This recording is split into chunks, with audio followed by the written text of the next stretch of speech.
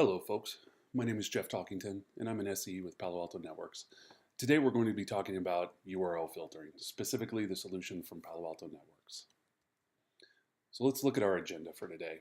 We'll start with what is URL filtering. We'll give a basic overview, and then jump into some of the concepts. There's a lot of pieces that we can put into place in order to affect URL filtering and really reduce our attack surface. So we'll take a look at what some of those are. And then finally, we'll do a demonstration, and I'll show you a quick demonstration of how we can enable URL filtering and really control who can go to what and what access they can have. So let's start with our overview. When we talk about URL filtering, the big question is, what is URL filtering from Palo Alto Networks? Well, it's a licensed feature in that on top of our next generation firewall, you do have to purchase an additional license in order to get URL filtering. The reason we charge a license for that is this is something that Palo Alto Networks does research and development for. It's updated regularly in as little as 5 minutes. So that does take a lot of resources from the Palo Alto Networks side. So it does cost money in order to be able to do that. This license feature, though, is used in conjunction with App ID, application identification, to control HTTP and HTTPS traffic. How many vendors are supported in URL filtering? Well, currently we support 2. And in order to understand this, we have to rewind a few years. When Palo Alto Networks, when the next generation firewall was first being developed and we were first looking at URL filtering, we did not have an in-house solution for that. So we went to a company called WebRoot and used their solution called BrightCloud. Now, BrightCloud is still available as part of our solution and can still be used today, but we've since developed an in-house solution called PanDB. PanDB is custom made within Palo Alto Networks and has our categories, has our research and development, and as you might imagine, we do put a lot of effort into that, and most of the product is designed around using PanDB. Now, that's not to say that you can't use BrightCloud, but obviously we're going to be putting more research and development towards PanDB. So next, how does URL filtering interact with App ID? It actually is part of the exact same policy in that you have a single configuration point for both App ID and the URL filtering, and I'll show you that in our demonstration. Finally, is there a public cloud and private cloud option? So when we talk about URL filtering, what happens is that your next generation firewall will reach out to our public cloud, our PanDB cloud, in order to get category information to check against our database to see if that URL has been categorized and what that category is. Now, it will store a number of those in the local cache once it does those lookups, but anything new that it doesn't know about, it will reach out to the PanDB cloud in order to find that information. We have some companies who are concerned about privacy. They will choose to use a private cloud. We have our WF500 series. That is a private cloud option. It's an appliance that is stored locally, and it will reach out and get information so that your next generation firewall does not have to have internet connectivity, and you can really isolate those firewalls if you want. So let's look at the concepts. When we talk about URL filtering, this is based on categories. So in order to understand the categories, you need to know that there are about 60 categories, and it's, as you might expect, that we have categories for normal business-related things, finance, economy, health and health and fitness, those sorts of things. We also have the types of categories that you might expect might be blocked. So out of the gate, gambling, adult, weapons, extremism, those are all blocked by default. And obviously we can change those as needed. And so we can block or allow traffic based on that URL category. But we can do a couple of other things as well based on the URL category. We can enforce policy based on that, like a QoS policy. So if we want to allow more traffic to our specified URL categories and specifically deny to certain ones or reduce traffic to certain ones, we can absolutely do that. Finally, with version 8.0, we came up with some new capabilities specifically to allow us to block or allow submission of corporate credentials. One of the big efforts that Palo Alto Networks has been taking recently is in preventing the theft of corporate credentials. We know that credential theft is a big issue, and it's a huge security problem. If I can simply steal your credentials and come in looking like a normal user into your network and into your environment, then I can cause a lot of problems. So we need to be able to block the submission of corporate credentials. And so we have that capability now within our URL filtering platform. And that's just one of several tools that we have in order to prevent the stealing of corporate credentials. Finally, or next, excuse me, we have a few additional categories that we add on other than our normal ones. Not resolved, you're only going to see this if you have an issue communicating with the cloud. It simply means that we could not resolve the category of this particular website, but we couldn't reach out to the cloud to get more information and get a categorization. Unknown means that we've reached out to the cloud, we've looked for a category, and we don't currently have a rating or a category for this particular URL. That usually means that the URL is relatively new, and so you can create policy around this and say that if it's unknown, maybe don't let me go to that, because chances are this is a brand new site that's just come up. A lot of attackers will use this. They'll spin up 100 new websites very quickly, send people to them before somebody has a chance to categorize those. So we can create policy around the unknowns and say, if it's unknown, go ahead and block it for now, or give it a continue page, right? Finally, private IP addresses.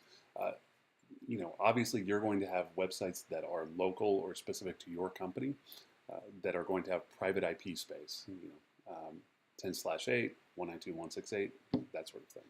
So what we need to do is be able to control policy around those as well.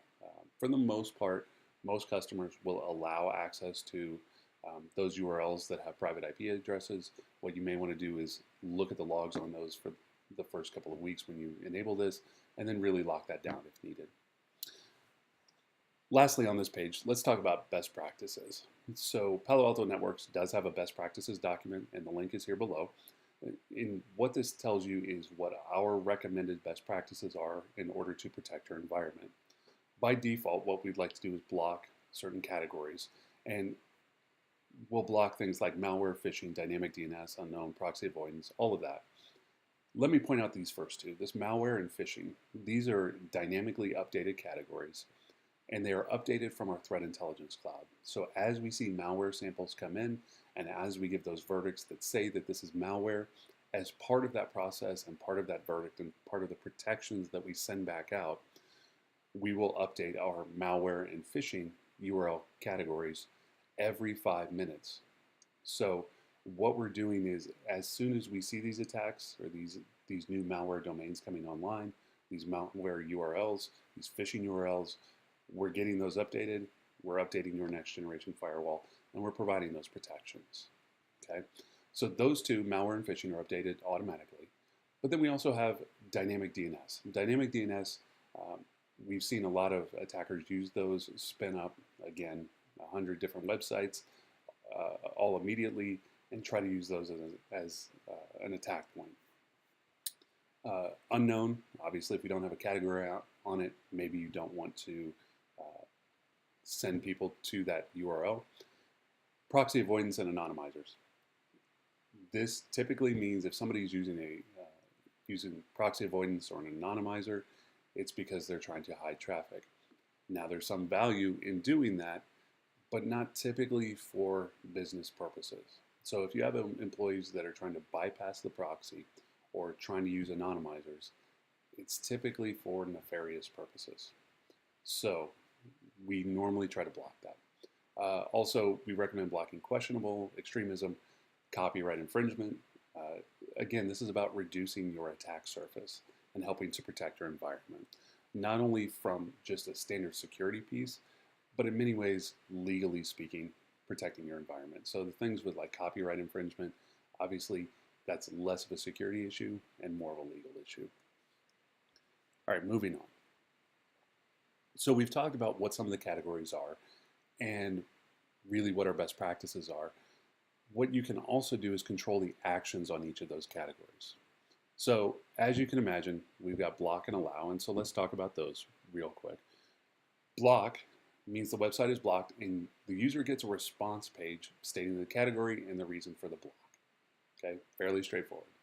We'll pop up, say, here's the category, here we've blocked it for this reason, and here's the username, all of this, right? But this is also customizable. So if you say want to put a corporate logo on there, we can absolutely do that. If you want to create a custom spreadsheet or a custom style sheet, if you have a standard web page format that your company uses, you can absolutely use that here. All right, allow means the site is allowed, and notice I put this in bold, that no log is generated.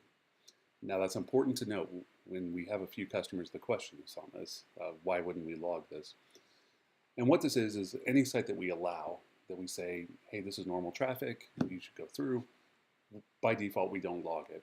And that's to help you reduce the size of your logs, and the things that you're looking at in your logs should be the things that you should be concerned about. Okay, so if it's normal traffic, normal business related traffic, don't log it, right?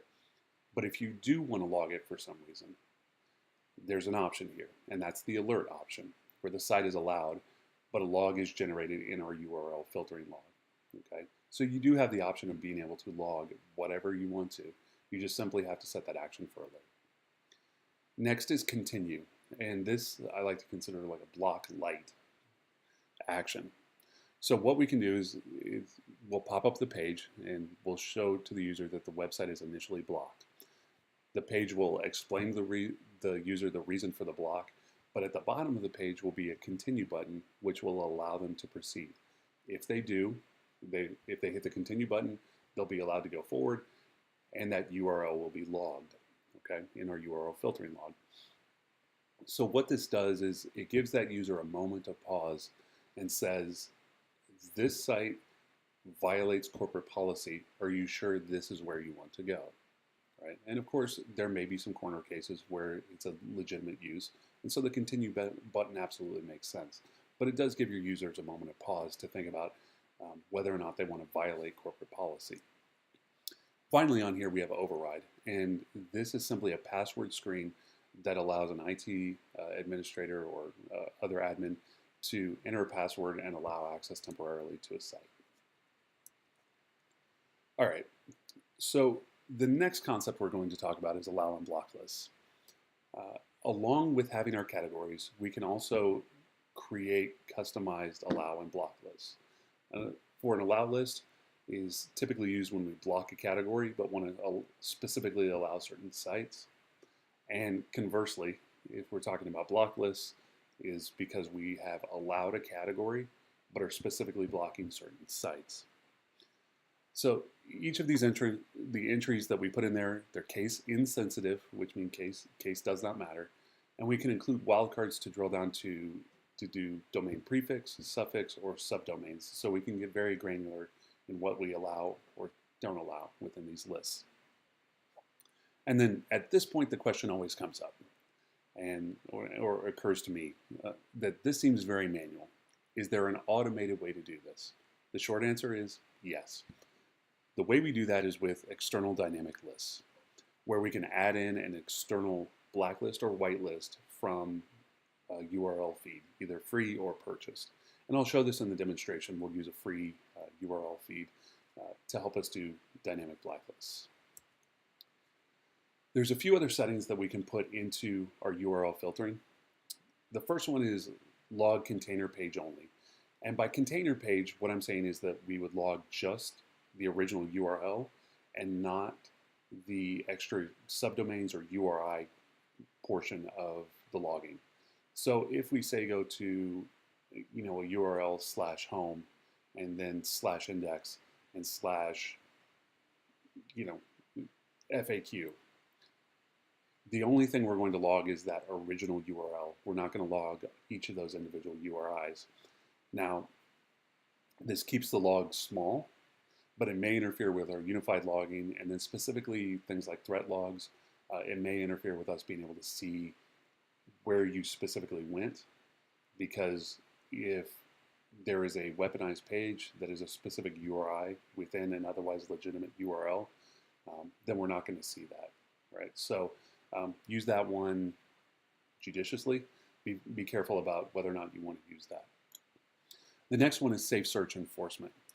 What we're talking about with safe search enforcement, I'm sure you've seen with Google or Bing or some of these other search engines, you can turn on safe search enforcement. But this isn't something that all companies get right out of the gate, and many users tend to turn this off. So if you want to enforce safe search across all of your search engines and make it so that users can't bypass some of these categories by using a search engine, then this is where that comes in. And there's two options here. One is that we can block when safe search is not enabled and post a block page to the user. So if you don't have safe search enabled on your search engine, you will simply get a block page when you try to do a search, and we'll tell you that you need to turn on your safe search enforcement. The other option, and what many customers choose, is to transparently enforce safe search only. So this is available on Google, Bing, and Yahoo currently. And what this allows us to do is to transparently enforce safe search. So if you do a search on one of these three search engines, the results that you get back are safe search only, regardless of what you have on your client turned on. Finally, we can do HTTP header logging. Now this becomes important for a few reasons, and it's usually for more of your advanced features, right? So for example, we can pull user agent, which shows which web browser the client is using or logged. And what this is great for troubleshooting or understanding when users have issues. Okay, what browser were they using, or if you're wanting to do browser enforcement, this allows you to be able to do that as well. Refer is the source website that directed a user to the one being requested. So again, it just gives us more information there. The last one, this gets used by many customers, and this is the X forwarded for headers. The original source address of the user is placed or is placed in the logging, and it's useful if you're pushing the traffic through a proxy. I know I've used this many times when we're pushing traffic through a load balancer and using SourceNet as part of that. So we can still see the original source address, even though it's being pushed through SourceNet on a proxy. Okay, so very powerful tools here.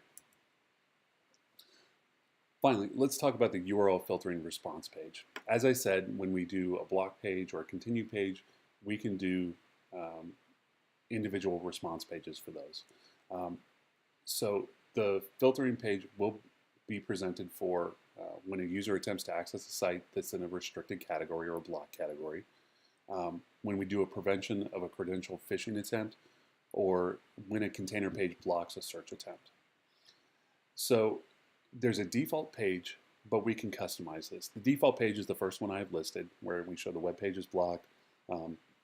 The reason is that it's been blocked in accordance with company policy. We show the user, the URL, and the category, right? But below that, I've created a custom page. And I'll admit it's not a great custom page, but it is a custom page where we can change pieces. We can add a custom logo. We can even change what gets put in here. So if we don't want to put the user information in, or the URL, or even the category, we don't have to. And there's also a couple of categories that we can add on. And you can rewrite this to where it's your custom language, say something you get from the legal department. You can absolutely make this look any way you want. Okay? All right, so next we're going to jump into our demonstration. And there's two things that we're going to try to do with our demonstration. There's two goals that we need to hit. The first one is to do Facebook access for our marketing department. What the goal we're trying to accomplish is that marketing users should be able to access Facebook base, Facebook posting, Facebook chat, but no other groups or departments should be able to get to that. And then marketing users shouldn't be able to do anything other than those three items. Okay. Next, we're going to also create a general internet rule for outbound internet, and we'll set our URL categories. We'll also make sure we have safe search enforcement turned on, and we're going to reference an external URL blacklist. So these are all things we can do, and it's relatively simple. So when we come back, I will have our firewall up, and I'll go and show you how to create those policies. All right, folks, so we have our next generation firewall brought up here, and so we're going to be looking at that. The first thing we need to do is, remember in our demonstration we said that we were going to create two policies. One to allow Facebook access for marketing, and the other was going to be a general internet rule, but we were going to use an external blacklist and turn on safe search enforcement. So in order to do that, the first thing we need to do is create some URL filtering objects, specifically with our security policy. And in order to do the external blacklist, we need to create an external dynamic list. Now what I've done is I've created an external dynamic list specifically for malwaredomains.com. This is a free one that I've just pulled in. And as you can see, we're referencing the malwaredomains.com, their site, and their domains list, which gets regularly updated. We can set how often we want to check that, hourly, every 5 minutes, daily, weekly, monthly, all of that. And then we can create exceptions. So this list is actually populated by malwaredomains.com, all 17,000 of them. And we can create some exceptions if we want to here. But we've just pulled in this external blacklist. We've made that available here in our dynamic URL list, and so we're going to be able to reference that within our URL filtering policy. One thing to note here too is that within our latest version, within 8.0, we've just created two lists that are Palo Alto Network lists of external dynamic lists that can be used within policy. Because they're IP lists, we can't use them within the URL filtering policy, but we can use them in other places within our policies if we want to. The known malicious IP addresses are ones that we know that Palo Alto Networks knows to be malicious actors for malware distribution. High-risk IPs are those shared IP addresses that have been featured in threat activity advisories or brought to us by high-trust companies, but we haven't specifically seen them in malicious activity. So those can be used in your policies as you see fit. We won't use them today for the URL filtering piece, but just something to be aware of. We are, however, going to be using this blacklist, this malware domains blacklist, and we're going to be using it as part of our URL filtering. So when we look at URL filtering, the profile itself, there's a default profile that's available to you, and then there's custom profiles that you can create on your own. Now what I've done is I've copied the default and created a custom profile, and this will allow us to make changes as we see fit and set whether or not to allow or block certain websites. Now remember, if we allow a website, that means you'll be able to go to it and we won't log it within our URL filtering log. If there's one that, say, you do want to log but you want to allow through, we'll make sure to set it to alert. Okay.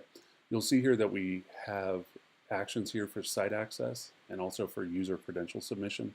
I won't jump too much into the user credential submission, but as we stated, we've got the capability of determining whether or not you are permitted to submit your user credentials through these certain categories. So what this is doing is reducing attack surface. So specifically for things like the malware and phishing pages, obviously we don't want you to submit user credentials to those sites that we've determined are malware or phishing pages.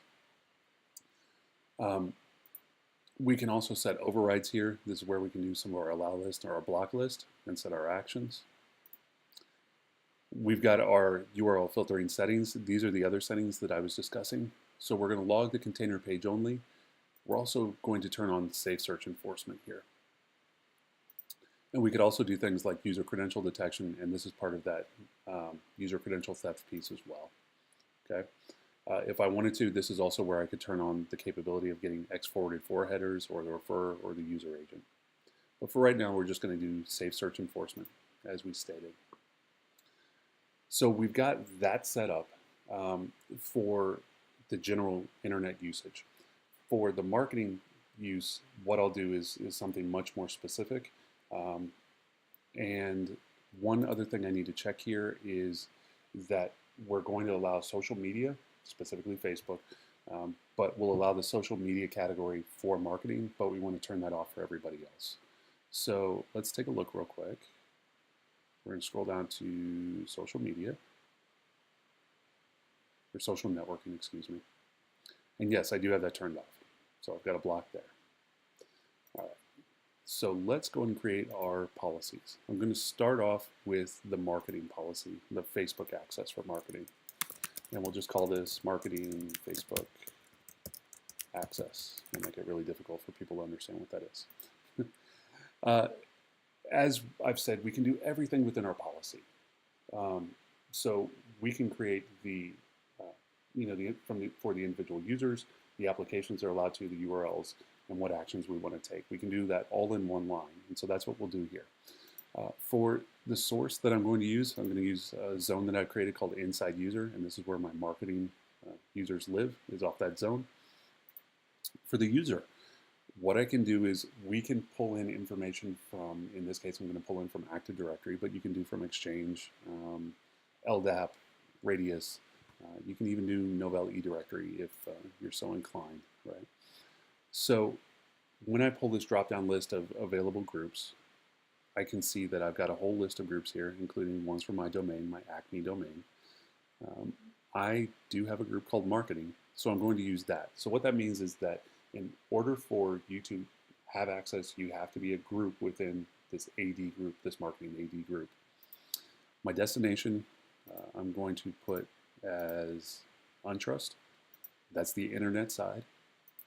The application, so remember what we said. We wanted to do Facebook base. And if I just look for Facebook, I've got, there's about 18 different options here for Facebook.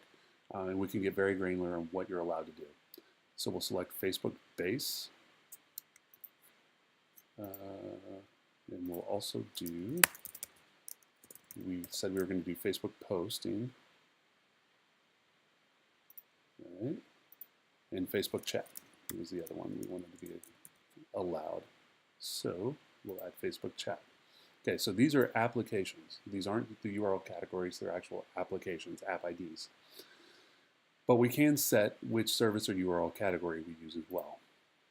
So we won't use the profile that we just created. We're going to be very specific in what we allow folks to get to in the marketing group.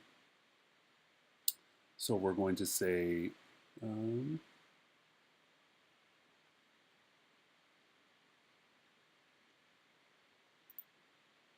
see, our URL category that we're going to do is social networking. There we go. And then our actions, we're going to set to allow. Now we can also set profile types here for the other protections that we use. So say, for example, I want them to be able to go to Facebook and do chat, do posting, do Facebook base, but let's go and turn on things like file blocking, because we don't necessarily want them to download portable executables through there or get zip files or batch files through there. There's no reason to be getting that through Facebook. So we can turn on some strict file blocking as part of that. Okay, so I've got that, and let's move that up towards the top. Okay, that's going to be our first one. So then let's add a general internet rule. And we'll do internet access. Source is going to be, again, it's that inside user group. The user that we can do, now we can select any here if we want to do a general rule and allow anybody anywhere. We could get a little more granular if we wanted to. So for example, let's do domain users, which is to say that you do have to be authenticated to the domain in order to get internet access through this rule. This is one I kind of like. So that means that not just anybody can walk in, plug into your network, and immediately gain access to the internet. They would have to be an authenticated, allowed domain user. Destination, we're going to set for Untrust, that's our internet zone. Application, we'll go ahead and put that as web browsing. And now web browsing basically gives us port 80, clear text web traffic. In order to get the 443, the encrypted web traffic, we would need to do our HTTPS web traffic. We need to do the SSL app ID. And then our service and URL category, we're going to leave that open because we're going to specify the profile that we created earlier. And we'll do that in our actions here. So we'll select a profile, and you can see we do have URL filtering profile available. And we're going to select that custom URL filtering profile that we've created. Okay. And that's all there is to that. So we'll click OK. And we've got this internet access policy. It's right below our marketing Facebook access. So this is the order that we want it in. We'd like our marketing users to be able to access Facebook and then still get to their general internet rule along with everybody else. So now that we've created this, all we'll have left to do is go ahead and do a commit. I won't do that here, but we'll do a full commit, and then users will be able to access the internet as they see fit. So as you can see, we can get very granular and very specific on what we allow our users to do, but we can do this configuration all in one line or all in 2 lines, right? But I can get very specific on exactly what applications, what users to what destinations, and what we allow them to do.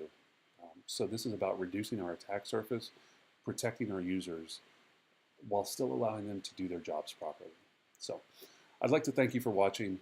We'll be posting more videos as time goes on. Thank you again for joining me. Have a nice day.